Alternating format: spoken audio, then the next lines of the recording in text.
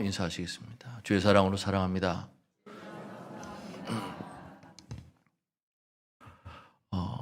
성경 봉독하실 때 누가 쫓아오는 것도 아닌데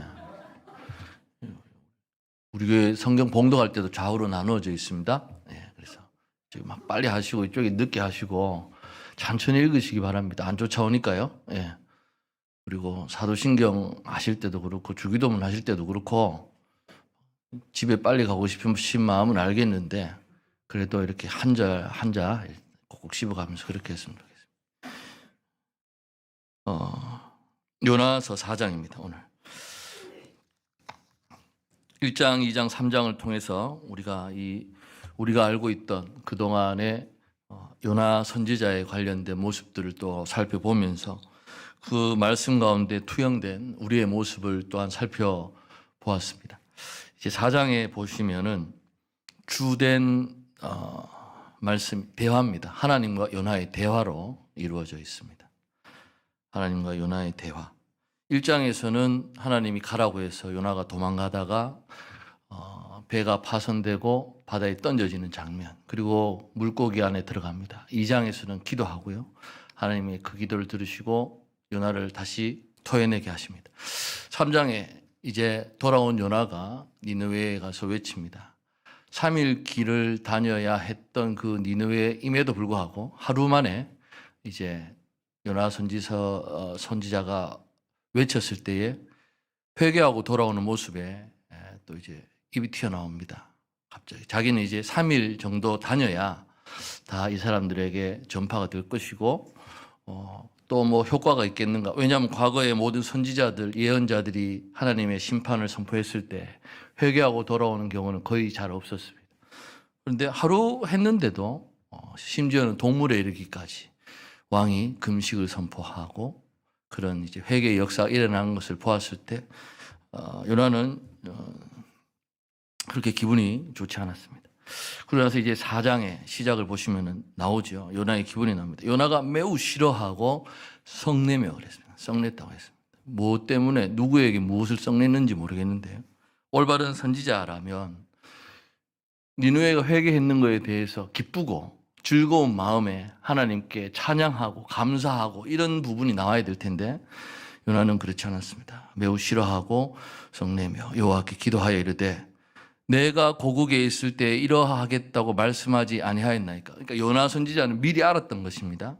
니느웨에 가서 외치면 이들이 회개할 것을 미리 알고 있었던 것이죠. 그러면서 하나님께 이렇게 말하지 않습니까? 그러므로 내가 빨리 다시스로 도망하였사오니 주께서는 은혜로우시며 자비로우시며 노하기를 더디하시며 이내가 그 시사 뜻을 돌이켜 재앙을 내리지 아니하시는 하나님이신 줄을 내가 알았음이니이다. 요엘서에 나오는 구절을 인용을 하고 있습니다. 그래서 우리 4장에서 보면 이 1절에서 4절에 니느웨를 둘러싼 요나와 하나님과의 대화에서 생각해 볼 것은 이 먼저 재앙에 관련된 내용입니다. 재앙에 관련된 내용. 다시스행 배에 임한 재앙을 우리가 알지 않습니까? 그때 그 재앙의 원인은 요나였습니다.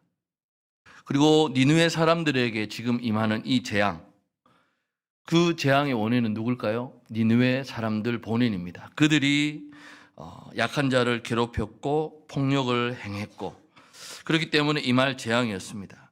그런데 요나가 기분이 나쁘고 언짢다고 하고 있습니다.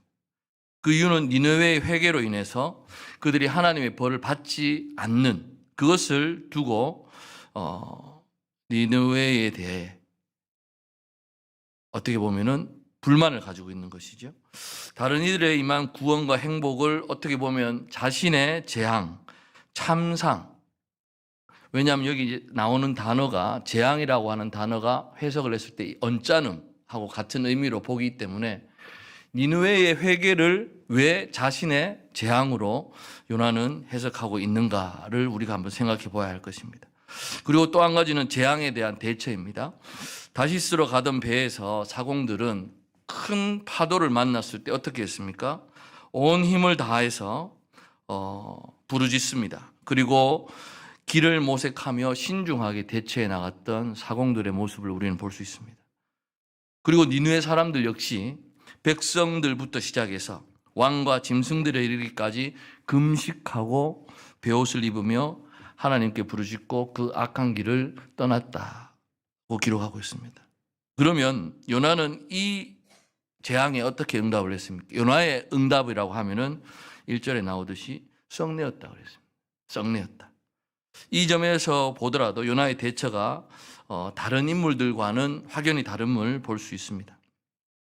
하나님을 알지 못했던 사람들, 사공들과 이 니느웨 사람들의 변화, 그리고 요나의 대응은 대조로 나오고 있습니다.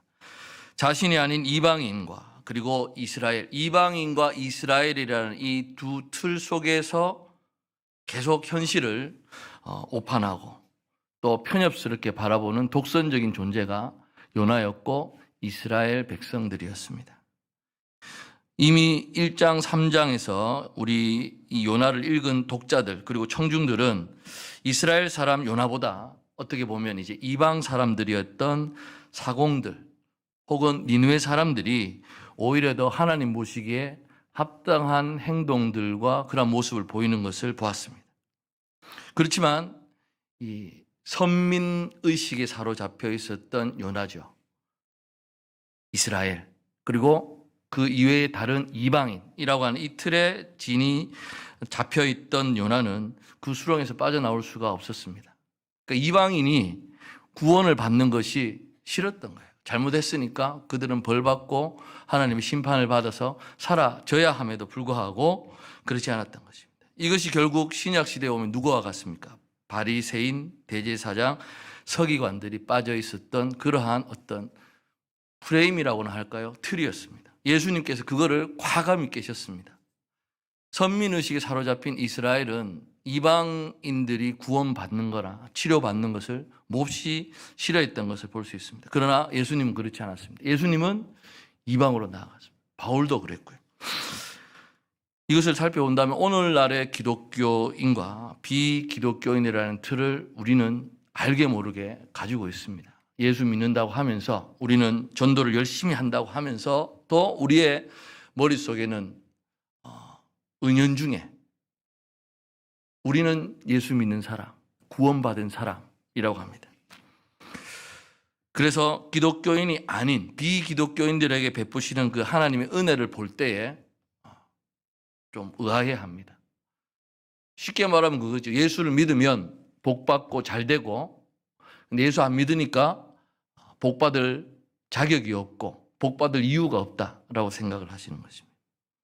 그런데 하나님의 놀라운 은혜는 일반적으로 누구에게나 다 이루어집니다. 그러니까 이것을 잘 생각하셔야 될 것이 하나님의 형상으로 우리 인간이 지음받았지 않습니까?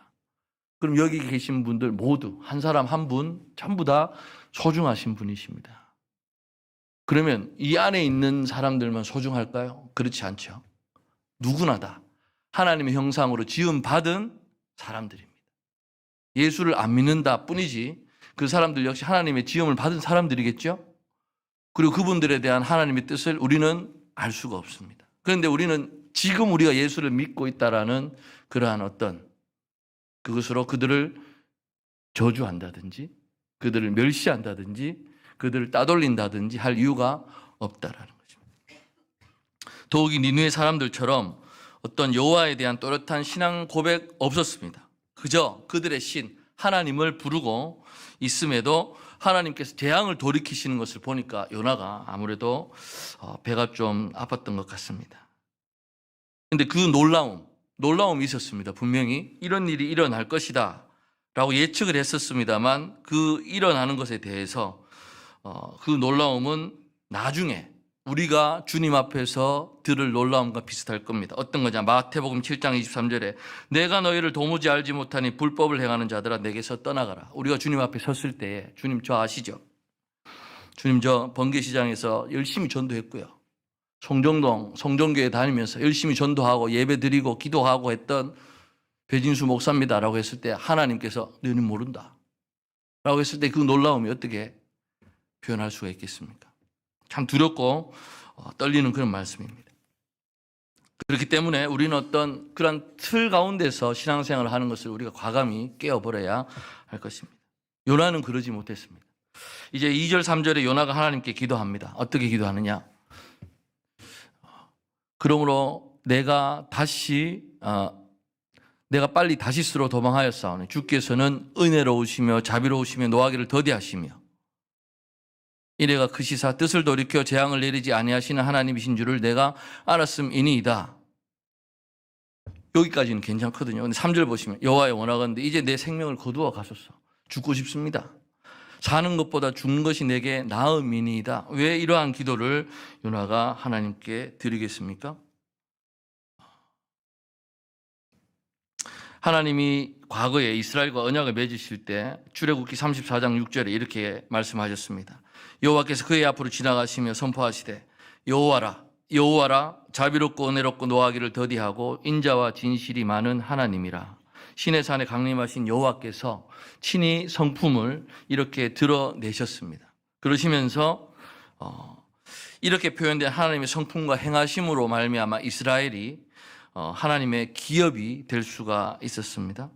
그래서 요엘서 2장 13절에 나오는 이 구절들, 은혜로우시며 자비로우시며 노하기를 더디하시며 이내가 그 시사 뜻을 돌이켜 재앙을 내리지 아니하시는 하나님, 이 내용까지도 요나는 분명히 기억하고 있었고 본문 글자 그대로 인용해서 일치하고 있습니다.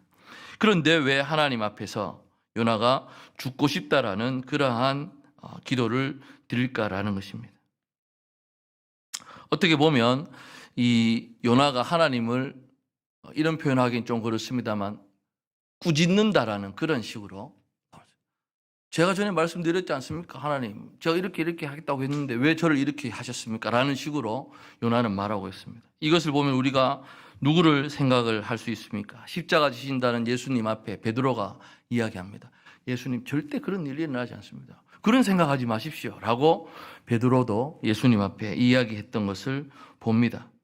하나님이 뜻을 바꾸실 때에 대한 어떤 그 기대가 현재의 재앙에도 불구하고 하나님께 부르짖을 근거가 되는 구절, 요엘서를 볼 때 하나님이 뜻을 바꾸시는 것은 어떻게 보면 요나가 분노한 근거라고 볼 수가 있는 것입니다.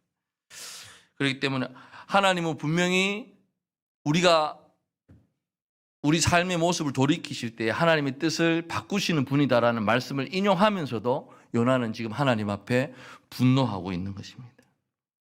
2장 1절에서도 그는 분명히 그를 살리신 하나님 앞에 감사했습니다. 그런데 이방인을 살리신 하나님 앞에는 요나가 지금 감사를 하지 않고 있습니다.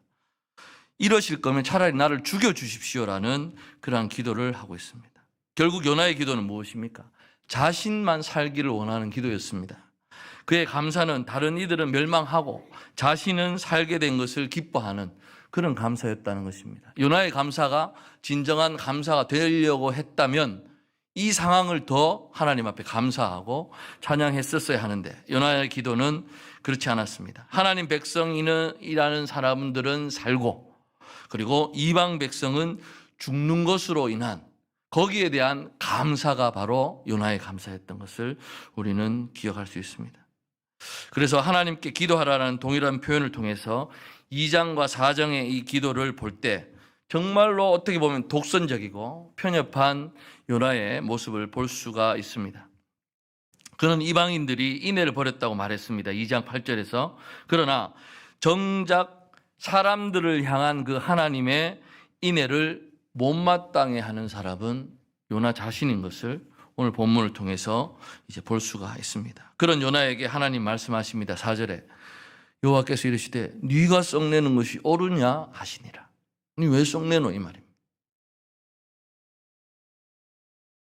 죽음 같은 깊은 곳에서 하나님을 바라봤을 때 하나님이 건져주시는 것을 경험했던 요나였습니다. 그렇다면 니느웨가 돌이킴으로 인했을 때 요나의 마음속에는 그 감사와 감격으로 넘쳐 흘려서 눈물을 흘려도 시원찮았을 텐데 요나는 분노했습니다. 그 분노를 하나님이 말씀하시는 거예요. 너 왜 나한테 화를 내느냐? 그리고 이것이 옳으냐고 말씀하시죠. 그런데 이 물으심에 요나는 아무런 대답하지 않습니다. 아무런 대답하지 않고 5절에 보시면 요나가 성읍에 나가서 하나님 성격 참 좋으십니다. 그냥 한 방에 딱 건드려도 갈 수 있는 그런 요나지만 놔두십니다. 5절에 요나가 성읍에 나가서 하는 일이 무엇입니까? 동쪽에 앉아 거기서 자기를 위하여 초막을 짓고 성읍에 무슨 일이 일어나는가를 보려고 그 그늘 아래에 앉았더라. 하나님께서 심판하시고 다시 어떻게 보면 구원받는 니느웨의 모습이니까 이 구절을 읽으면서도 그냥 뭐 그런갑다 하고 넘어갈 수도 있었는데 이 의도가 무엇이겠습니까? 혹시라도 자기가 하나님 앞에 화낸 것 때문에 하나님 마음이 또 바뀌어서 이들을 벌하시지 않을까라는 그러한 기대가 있는 겁니다. 그래서 초막까지 짓고 그 성읍에 무슨 일이 일어나는가를 보려고 요나가 이제 앉는 것입니다. 하나님 여호와께서 박넝쿨을 예비하사, 그런데 이제 햇빛이 쪼이니까 하나님은 박넝쿨을 예비하시는 것을 봅니다. 요나의 이런 모습과 하나님의 모습은 매우 대조적입니다. 6절에서 요나를 가리게 하셨으니 이는 그의 머리를 위하여 그늘이 지게 하며 그의 괴로움을 면하게 하려 하심이었다고 했습니다. 그래서 이 괴로움, 재앙 같은 단어로 계속해서 사용을 하고 있습니다. 그래서 요나에게는 자신의 어떤 작은 불편이 상대의 생명을 좌우하는 고통보다 크다고 생각을 합니다. 자신에게 상처를 냈다는 이유로 상대방을 죽였던 우리는 라멕을 기억합니다. 라멕이 창세기 4장 23절에서 자기에게 상처낸 것으로 인하여 사람을 죽였다. 그래서 하나님께서 나에게 죄를 범하시는 벌을 범하신다고 그렇게 부르짖지 않습니까? 그때 라멕이나 요나나 크게 달라 보이지 않습니다. 그래서 다른 사람에게 임한 행복에는 크게 언짢아 합니다. 그러나 자신에게 임한 행복에는 기뻐하는 요나의 모습을 봅니다. 요나가 박넝쿨로 말미암아 크게 기뻐하였더니 요나서에 나오는 많은 반복되는 단어들 가운데 이 크다라는 그런 단어가 있습니다. 큰 배, 큰 성, 큰 물고기, 기쁨도 크게 기뻐했다 이렇게 나옵니다. 그리고 재앙이라는 단어도 여러 가지로 괴로움과 어떤 그런 것으로 나누어 쓰고 있는 것을 봅니다. 뜨거운 햇볕을 가리도록 하나님이 박넝쿨을 마련해 주시자 여기에서 요나가 사용하는 그 단어가 있습니다. 단어가 신학적인 그런 단어를 사용하면서까지 하나님을 찬양합니다. 그러면서 요나의 시선은 어디에 있습니까? 니느웨를 바라보면서 어떤 일이 일어날까를 기대하면서 보는 것. 그것이 바로 어떻게 보면 하나의 풍자인 것입니다. 겉으로 보기에는 열심히 신앙생활하는 교인인 것처럼 보입니다만은 그 생각과 그 어떤 태도는 다르다라는 것입니다. 요나의 실제 모습, 정말로 이기적인 신앙일 따름일 것입니다. 하나님은 악인이나 선인에게 모두 햇빛과 비를 고루 내리십니다. 요나 같은 신앙인은 오직 그들만을 위한 하나님이라고 여깁니다. 이것을 가리켜서 부족신 신앙이라고 이야기를 하기도 합니다. 그 당시 고대 근동 지방에 사는 사람들은 자기들의 신이 자신들을 지켜주고 자기들에게 복을 준다고 했습니다. 다시 말해서 이스라엘이 출애굽하지 않습니까? 그 바로의 신앙이 있었고요. 그리고 가나안에 들어왔을 때 바알의 신앙이 있었습니다. 그들은 그들의 신에게 복을 기원합니다. 비를 주고 축복을 주고. 그런데 그 복을 받기 위해서 어떤 일도 서슴지 않고 했던 사람들이었습니다. 그러다 보니까 요나 같은 신앙인은 어떻게 보면 오직 그들만을 위한 하나님이라고 여겼던 것입니다. 선민 의식으로 가득 찼던 이스라엘은 이 세상 전체를 위하시는 하나님이 아니라 하나님이 온 우주 만물을 창조하시고 다스리신다는 고백을 하면서도 자기들의 백성, 자기들만을 위한 하나님을 그들은 믿었던 것입니다. 그것은 결국 종교에 불과한 것입니다. 오히려 신앙을 가지지 않았던 벳사공이나 그러한 니느웨 사람들은 더 올바르게 행동하는 모습을 우리는 볼 수가 있습니다. 그래서 신앙이 있다고 하는 기독교인들보다도 오늘날에 더 올바르게 행하는 그리고 자신의 삶을 살아가는 비기독교인들이 많이 있습니다. 그래서 그들을 향해서 우리는 이야기하죠. 그래도 당신은 예수를 모르니 지옥행이야 라고 말한다고 하는 것은 쉽게 말할 수 있는 그러한 부분이 아닌 것입니다. 그렇게 얘기할 때, 왜냐하면 나는 이렇게 살지만 나는 예수를 믿어요. 그래서 천국에 갑니다. 근데 사람들이 볼 때는 예수 믿는다고 하는 사람이 과연 저렇게 사는데 천국에 갈 수 있을까 생각을 하게 된다. 예수를 믿는다고 했을 때는 예수님 믿는 사람은 무언가가 다르구나를 안 믿는 사람들에게도 전달될 수 있도록 뭔가 영향을 미쳐야 되는데 그렇지 않습니다. 그러면서 얘기는 이렇게 합니다. 당신들은 그렇게 살아도 복을 받는 것 같아도 그러나 예수를 모르기 때문에 지옥 갑니다. 우리가 한번 생각해 봐야 할 그런 문제인 것입니다. 이제 7절에 보시면 하나님이 벌레를 예비하사 이튿날 새벽에 그 박농쿨을 갉아먹게 하심에 시드니라 하고 있습니다. 벌레 한 마리를 마련하셨는데요. 박농쿨이 말라버린 것은 물론 새벽에 갉아먹게 하셨으니까 좀 시간이 걸릴 것입니다. 그리고 나서 8절에 해가 뜰 때 하나님이 뜨거운 동풍을 예비하셨고 했습니다. 성경에는 뜨거운 동풍이 많이 나옵니다. 시로코로 알려져 있는 그 뜨겁고 건조한 바람인데 예전에는 이 뜨거운 동풍을 사용하셔서 메뚜기 떼를 애굽에 보내기도 하셨고요. 그 다음에 홍해 때 바닷물을 물러가기도 하셨고 다시스의 배를 깨뜨리기도 하십니다. 그리고 그 동풍으로 하나님의 백성을 징계도 하십니다. 그런데 이제 하나님께서 요나에게 그 뜨거운 동풍을 예비하셨습니다. 해는 요나의 머리에 쪼임에 요나가 혼미하여 스스로 죽기를 구하여 이르되 사는 것보다 죽는 것이 내게 나으니이다 하니라. 박농쿨도 그렇고요, 벌레도 그렇고요, 뜨거운 동풍, 그리고 높이 솟아오른 태양, 이 모든 것들이 하나님이 만드신 것인데 하나님이 사용하시는 도구들입니다. 이 모든 것이 요나가 처한 상황을 만들고 있습니다.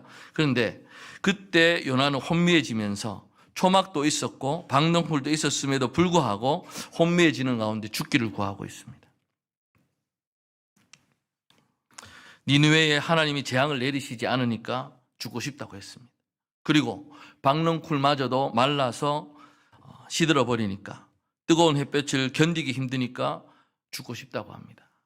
결국 요나에게는 니느웨라는 성의 값어치가 햇볕을 가린 박농쿨 밤인 셈입니다. 그래서 9절에 보시면 하나님이 요나에게 이르시되 질문합니다. 네가 이 박농쿨로 말미암아 썩내는 것이 어찌 옳으냐 하시니 그가 대답하되 내가 썩내어 죽기까지 할지라도 옳으니이다 하니라. 하나님과 요나의 유일한 대화가 나오고 있습니다. 하나님의 질문은 요나가 그토록 화내는 것이 무엇 때문인지를 드러내십니다. 그래서 박농쿨을 만들어 주셔서 처음에는 좋아했습니다만 이제 이게 시들어지니까 힘들어서 심지어 죽음이라는 표현까지도 요나는 반복해서 언급을 합니다. 왜 그렇게 화내는지 물어보지만 요나의 대답은 더욱더 강경합니다. 고집스럽습니다. 이것은 마치 부모가 차근차근 이야기를 해주고 설명해 주는데도 막 생떼를 쓰는 그런 소리 지르는 아이 같은 그러한 모습인 것입니다. 요나를 향한 이 질문, 우리가 그토록 화내며 분노하는 까닭이 무엇인지 오늘의 우리를 돌아보게 하시는 것입니다. 수많은 운명이 달린 일에는 무감각합니다. 그러면서도 내 자신의 작은 이익에 그리고 안락에 반하는 일이 생겼을 때에는 때로는 기뻐하면서도 때로는 분노하는 그러한 우리의 모습을 요나를 통해서 우리는 볼 수가 있습니다. 요나의 말은 여기까지입니다. 그리고 나서 이제 10절과 11절에 하나님께서 말씀을 하십니다. 여호와께서 이르시되 네가 수고도 아니하였고 재배도 아니하였고 하룻밤에 났다가 하룻밤에 말라버린 이 박농쿨을 아꼈거든 말씀하십니다. 요나서가 처음에 요나를 니느웨에 가라는 하나님의 명령으로 시작을 합니다. 그리고 이제 하나님이 요나를 향해 말씀하시는 것으로 마무리가 되는데 보면은 하나님이 이 박농쿨을 아낀 요나를 이제 질책을 하고 있습니다. 아무 일도 하지 않아 놓고 그저 받았을 뿐인데 그 박농쿨 하나도 너는 그렇게 아끼지 않았느냐. 그러면서 하물며 이 큰 성읍 니느웨에는 좌우를 분변하지 못하는 자가 12만여 명이요 큰 성 니느웨라는 의미를 알 수 있습니다. 12만 명의 사람이 살고 있다는 것입니다. 가축도 많이 있나니 내가 어찌 아끼지 아니하겠느냐라고 말씀을 하고 계십니다. 요나가 빚어낸 사건과 상황에 대한 하나님의 풀이나 해설에 대해서 요나서는 그렇게 정확하게 설명하는 부분이 없습니다만 10절, 11절이 전체의 결론이자 결정적인 부분이라고 우리가 얘기를 할 수가 있습니다. 그래서 요나의 작은 이 박넝쿨과 하나님의 큰 성 니느웨가 대조되는 모습을 보여주고 있습니다. 박넝쿨은 꾸미는 말은 없습니다만 그저 그냥 박넝쿨입니다. 니느웨는 큰 성읍이라는 말로 수식이 됩니다. 그래서 거기 안에 살고 있는 12만 명과 그리고 가축들까지 다 했을 때 요나가 생각한 니느웨는 하나님의 심판이 필요한 강대국이었음에도 불구하고 이제 하나님께서 크고 작음에 상관없이 그 성읍을 귀하게 여기시는 이유는 뭡니까? 그 안에 사는 12만 명의 사람들입니다. 그리고 가축까지도 하나님께서는 사랑하고 계십니다. 이것의 공통점은 무엇입니까? 생명입니다. 생명. 그 점에서 니느웨가 사흘거리라는 점도 큰 성읍이라는 표현과 연관해서 하나님 앞에서 생명으로 가득 찬 곳을 표현한다고 볼 수가 있습니다. 그런데 요나는 어땠습니까? 사흘 동안 다녀야 하는 거리임에도 하루만 다니고 맙니다. 자기 생명을 거두시고 죽여달라고 하나님께 구합니다. 그런데 하나님은 어떻게 하십니까? 수 없는 생명이 존재하는 니느웨를 아끼시는 모습을 볼 수가 있습니다. 이사야서 19장 24절 25절 읽어드립니다. 그날에 이스라엘이 애굽 및 아수르와 더불어 셋이 세계 중에 복이 되리니 이는 만군의 여호와께서 복 주시며 이르시되 내 백성 애굽이여 내 손으로 지은 아수르여 나의 기업 이스라엘이여 복이 있을지어다 하실 것입니다. 바다와 육지를 지으신 하나님께 대한 그 고백 그리고 사공들이 여호와를 부르면서 우리가 알 수 있는 것처럼 요나서의 이 마지막 구절들을 볼 때 니느웨 백성까지 하나님의 백성으로 전체 포괄하고 계심을 볼 수 있습니다. 이사야서에도 나의 아수르요 내 백성 애굽이요 나의 기업 이스라엘이요 말씀하고 있습니다. 그렇기 때문에 하나님께서 예수님 오실 때가 다가옵니다만 하나님의 백성이라고 해서 정해져 있다라는 생각은 우리가 버려야 할 것 같습니다. 누구나 다 하나님의 백성으로 들어갈 수 있는 것입니다. 그리고 여기 보면 왼쪽 오른쪽 좌우를 분별하지 못하는 자라는 것이 나옵니다. 그것은 선지서에 많이 나오는 표현인데요. 스스로 오른쪽과 왼쪽을 분별한다는 것은 어느 길로 가야 할지를 안다는 의미입니다. 그리고 오른손이 해야 할 일과 왼손이 해야 할 일을 분별할 수 있다는 의미이기도 합니다.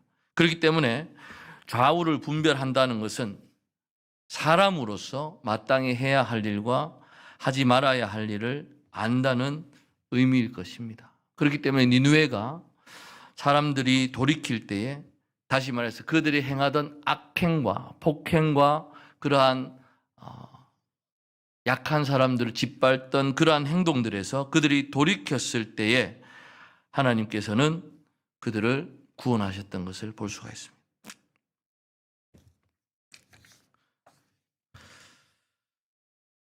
말씀을 정리하겠습니다. 요나서 1, 2, 3, 4장을 보면서 우리는 요나를 보며 우리 자신을 발견해야 할 것입니다.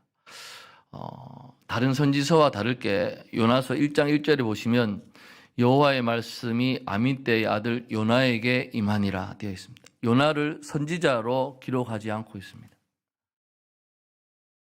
그것이 그렇게 큰 의미가 있겠습니까? 라고 했을 때 선지자 이사야, 선지자 예레미야 이런 표현이 있겠습니다만 요나에게는 선지자라는 표현이 붙어있지를 않는 것을 볼 수 있습니다.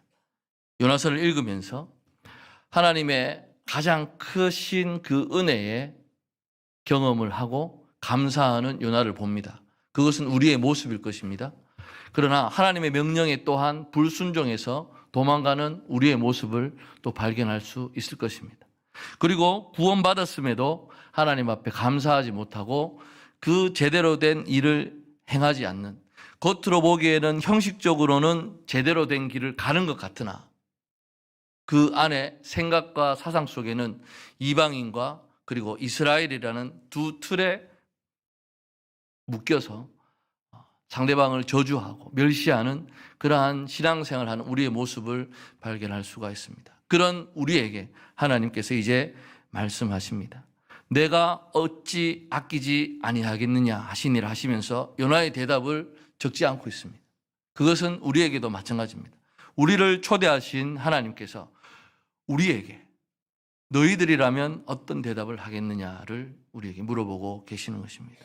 이 시대를 살아가시면서 정말로 하나님의 사람으로 성도로서 우리가 살아갈 때에 믿지 않는 자들과 안 믿는 사람들을 우리가 믿는 자들과 구분하는 그러한 삶의 모습은 좋지 않은 것 같습니다. 우리가 지난주 행복한 사람들의 축제를 했습니다. 태신자들이 왔습니다. 그들이 와서 주님을 믿고 올바른 정착을 하기 위해서는 이 우리 공동체 안에서 우리가 하나님의 사람으로 올바르게 살아가는 모습을 보여줘야 할 것입니다. 교회를 갔는데, 소개해서 갔는데 역시 교회 다니는 사람들이 다르더라라는 것을 느껴야 되는데 똑같더라.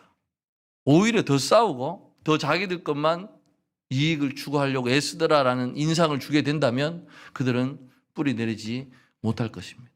그렇다면 우리가 어떻게 할까요? 요나처럼 겉으로는 할렐루야, 사랑합니다, 웃으면서 환하게, 그렇지 않습니다. 우리의 진심이 그들에게 전달되어야 할 것입니다. 그럴 때만이 하나님께서 우리에게 보내주신 새로운 가족들이 뿌리를 내릴 수 있을 것이고 우리도 하나님의 사람으로서 하나님의 백성으로서 올바른 삶을 살아갈 수 있을 것이라고 생각합니다. 날마다 말씀을 가지고 고민하면서 살아가시는 저 여러분 되시기를 간절히 소망합니다.